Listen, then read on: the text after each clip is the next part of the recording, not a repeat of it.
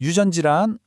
이거 진짜 공부할 양은 많은데 개념은 막 헷갈리고 그러시죠? 괜찮습니다. 오늘 저랑 같이 시험에 진짜 꼭 나오는 핵심 개념, 그 뼈대만 딱 잡아볼 거거든요. 이것만 제대로 이해하고 나면 그 복잡하던 내용들이 머릿속에서 신기하게 정리가 될 거예요. 자, 그럼 본격적으로 한번 들어가 볼까요? 지금 화면에 보이는 이게 바로 인간의 유전 정보 전체, 그러니까 우리 몸의 설계도라고 할 수 있는 핵형 사진입니다. 보시면 46개의 염색체가 쫙 정렬되어 있죠? 말 그대로 생명의 청사진, 바로 그 자체예요. 모든 이야기는 바로 여기서, 이 그림에서부터 시작됩니다. 오늘 우리가 살펴볼 순서는 이렇습니다.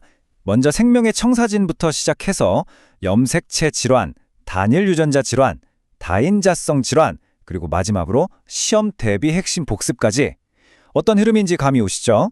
제일 큰 그림, 그러니까 거대한 백과사전 전체에서 시작해서 각 권, 그리고 하나의 문장까지 이렇게 가장 큰 단위부터 가장 작은 단위로 차근차근 파고들면서 개념을 완벽하게 정리해 드릴게요.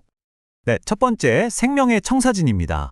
우선 유전 질환이 대체 뭔지 그 정의부터 딱 짚고 넘어갈게요. 그리고 오늘 내용을 쭉 이해하는 데 도움이 돼 아주 중요한 비유를 하나 소개해 드릴 겁니다. 자, 유전 질환이란 건 말이죠. 간단히 말해서 우리 몸의 유전 정보, DNA에 이상이 생겨서 발생하는 질환이에요. 그리고 이건 부모에게서 자손에게 전달될 수 있죠. 오늘 이 개념을 쉽게 이해하기 위해서 우리 유전체 전체를 수십 권짜리 백과사전이라고 한번 생각해 볼게요. 유전 질환은 바로 이 백과사전에 오류가 생긴 건데요. 이 오류 규모에 따라 크게 세 가지로 나눌 수 있어요. 백과사전에 책 한 권 전체가 잘못되거나 책 속에 문장 하나가 틀렸거나 혹은 여러 문장의 오류랑 외부 환경 요인이 복잡하게 얽히는 경우 이렇게요. 자, 그럼 첫 번째 카테고리부터 시작해 보죠. 바로 염색체 질환. 이건 우리 비유에서 백과사전 한 권 통째로 문제가 생긴 아주 큰 그림의 문제입니다. 염색체, 이게 바로 그 백과사전의 각 권에 해당하는 거예요. 엄청나게 긴 DNA 가닥을 뭐랄까 실타래처럼 빽빽하게 뭉쳐놓은 거죠. 얼마나 크냐면 현미경으로도 직접 볼 수 있을 정도예요. 우리가 다루는 유전물질 단위 중에서는 가장 큰 덩어리라고 보시면 됩니다. 자, 이 두 사진을 한번 비교해 보세요. 왼쪽이 정상, 오른쪽이 바로 다운 증후군 환자의 핵형입니다. 어디가 다른지 한번 찾아보시겠어요? 네, 맞아요. 바로 저기 21번 염색체. 왼쪽에선 분명히 두 개인데 오른쪽에선 하나, 둘, 셋, 세 개가 있죠. 이렇게 염색체 개수가 정상과 다른 걸 우리가 수적 이상이라고 부릅니다. 아주 직관적이죠. 이렇게 염색체가 정상적으로 두 개가 아니라 하나가 더 많아서 세 개가 되는 경우를 뭐라고 부를까요? 바로 삼염색체성 트리소미라고 합니다. 이 단어 정말 중요합니다. 시험에는 거의 무조건 나온다고 보시면 돼요. 별표 5개! 여러 주요 유전 질환의 근본 원인이 바로 이 삼염색체성입니다. 자, 이 표는 그냥 시험에 나온다고 생각하고 통째로 외우셔야 합니다. 진짜 중요해요. 다운 증후군은 몇 번? 21번. 에드워드 증후군은 18번. 파타우 증후군은 13번.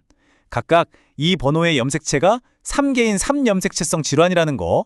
이 세 가지는 그냥 한 세트다 생각하고 머릿속에 딱 넣어두세요. 아시겠죠? 이렇게 유전 정보의 변화가 생기면 보시는 것처럼 진단에 도움이 되는 특징적인 신체 소견들로 나타나게 됩니다. 그러니까 눈에 보이지 않는 염색체 수준의 변화가 우리 몸 전체에 어떻게 영향을 미치는지 아주 잘 보여주는 예시라고 할 수 있죠. 근데 문제가 꼭 개수가 많거나 적은 것만 있는 건 아니에요. 다시 백과사전으로 돌아가서 책 권수는 딱 맞는데 책의 일부 페이지가 찢겨져 나갔거나 아니면 A책의 페이지가 B책에 잘못 붙어버린 경우도 있을 수 있잖아요. 이런 것처럼 염색체 개수는 46개로 정상이지만 그 내부 구조 자체에 문제가 생기는 경우도 있습니다. 이걸 구조적 이상이라고 해요. 자, 그럼 여기서 퀴즈 하나 내볼게요. 고양이 울음소리를 낸다고 해서 이름 붙여진 묘성 증후군. 이건 과연 수적 이상일까요? 아니면 구조적 이상일까요? 잠깐 생각해 보세요. 정답은 바로 구조적 이상입니다. 5번 염색체 일부가 똑 떨어져 나간 결실 때문에 생기는 질환이거든요. 맞추셨나요? 좋습니다. 지금까지는 염색체라는 큰 덩어리를 봤죠. 이제부터는 줌을 쭉 당겨서 백과사전의 권이 아니라 그 안에 문장 하나를 들여다볼 거예요. 바로 단일 유전자 질환입니다. 자, 유전자가 어떻게 작동하는지 알려면 이 중심 원리라는 걸 알아야 해요. 아주 기본적이면서도 중요하죠. 쉽게 말해서 1단계 DNA라는 원본 설계도가 있으면 2단계 이걸 그대로 복사해서 RNA라는 작업용 사본이 만들고요. 3단계 이 사본을 보고 최종 제품인 단백질을 만들어내는 거예요. DNA에서 RNA로, RNA에서 단백질로 이 흐름이 바로 생명현상의 핵심입니다. 그럼 만약에 이 과정에서 맨 처음 원본 설계도인 DNA에 오타가 하나 딱 생겼다고 상상해 보세요. 어떻게 될까요? 당연히 잘못된 설계도로 만들었으니까 최종 제품인 단백질도 불량품이 나오겠죠. 바로 이게 단일 유전자 질환의 원리입니다. 백과사전에 문장 하나에 생긴 오타가 책 전체의 의미를 바꿔버리는 것과 똑같아요. 단일 유전자 질환에서 시험에 정말 자주 나오는 게 바로 이 우성 유전과 열성 유전의 차이점입니다. 핵심만 딱 짚어드릴게요. 우성은요, 불량 유전자가 딱 하나만 있어도 병이 생겨요. 그래서 세대마다 환자가 나타나는 경향이 있죠. 반면에 열성은 불량 유전자가 2개, 즉 쌍으로 있어야만 병이 생깁니다. 그래서 부모님은 멀쩡한 보인자인데 자식에게서 병이 나타나는 것처럼 세대를 건너뛰는 특징을 보여요. 이 2개의 차이 확실히 구분하셔야 합니다. 이런 그림을 가계도라고 하죠. 이걸 보면 방금 설명한 유전 양상이 한눈에 들어옵니다.